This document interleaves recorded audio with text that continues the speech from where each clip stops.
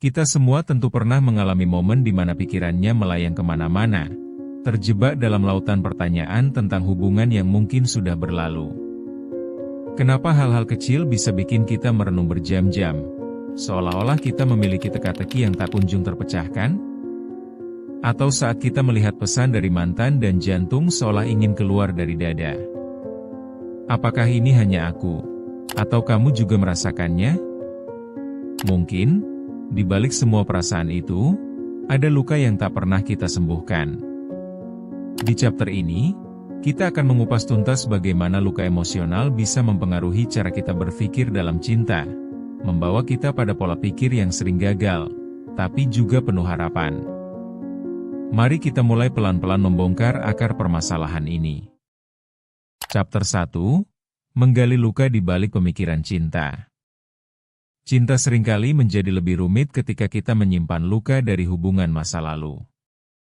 Misalnya, ketika kamu mengalami putus cinta yang sangat menyakitkan, otomatis kamu akan membawa semua rasa sakit itu ke dalam hubungan baru.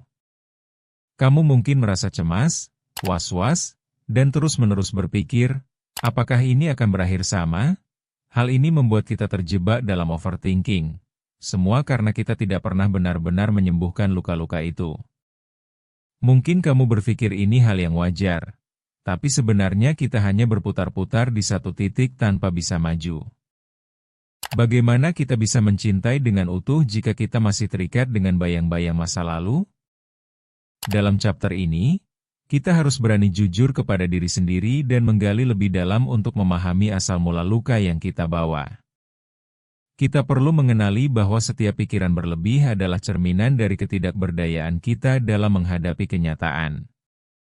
Kalau tidak ada keberanian untuk menghadapi luka, kita selamanya akan terjebak dalam labirin yang kita buat sendiri. Chapter 2, Lingkaran Pemikiran yang Tak Berujung.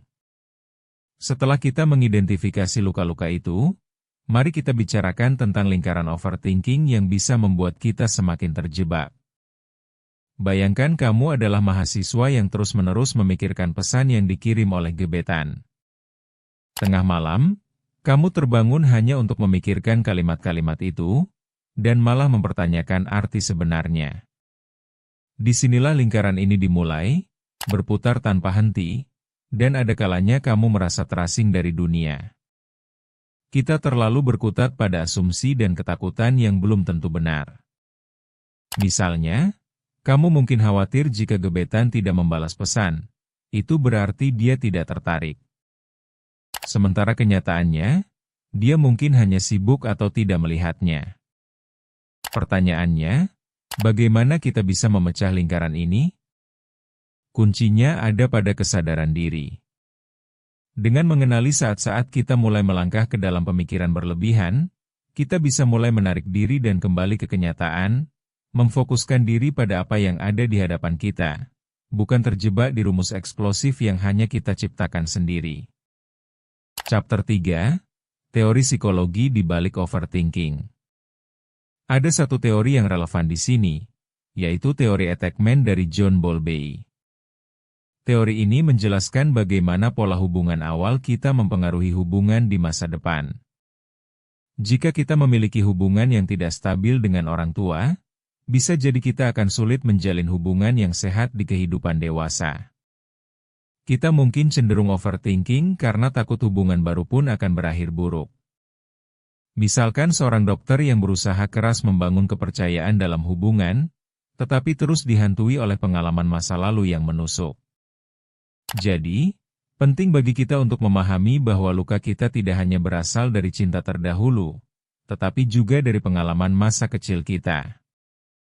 Dengan memahami hal ini, kita bisa mulai mengubah pola kita dalam mencintai dan memberi diri kita apa yang kita butuhkan, bukan apa yang kita pengaruhi oleh ketakutan. Kita juga bisa belajar dari pengalaman orang lain di sekitar kita, bagaimana mereka mengatasi ketakutan ini dan stabil dalam hubungan. Chapter 4, Menghubungkan teori ke kehidupan sehari-hari.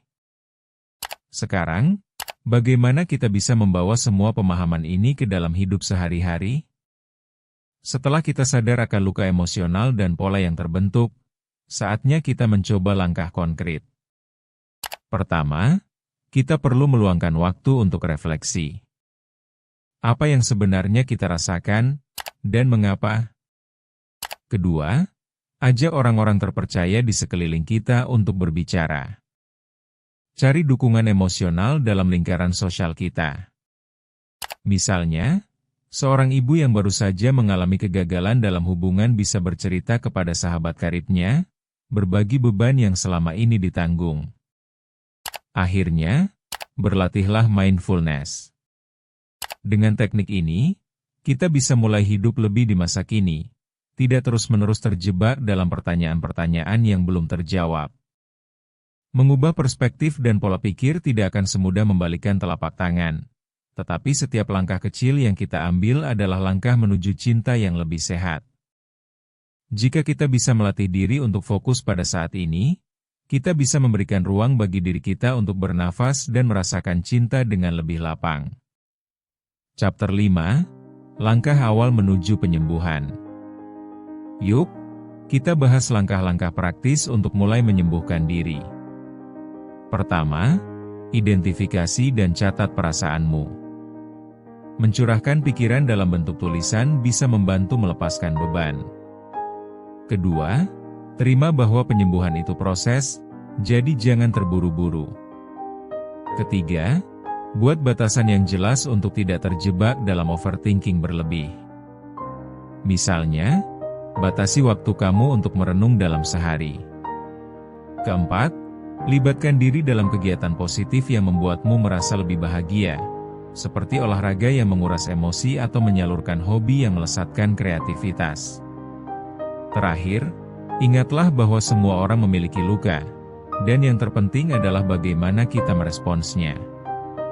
Merawat diri sendiri adalah langkah pertama untuk bisa mencintai dengan lebih baik. Ingat, perjalanan ini bukan sprint, tapi maraton yang memerlukan ketahanan dan komitmen. Semuanya bisa dimulai dari langkah kecil. Jangan lupa untuk subscribe ke Ruang Tumbuh untuk lebih banyak pemahaman tentang diri dan cinta.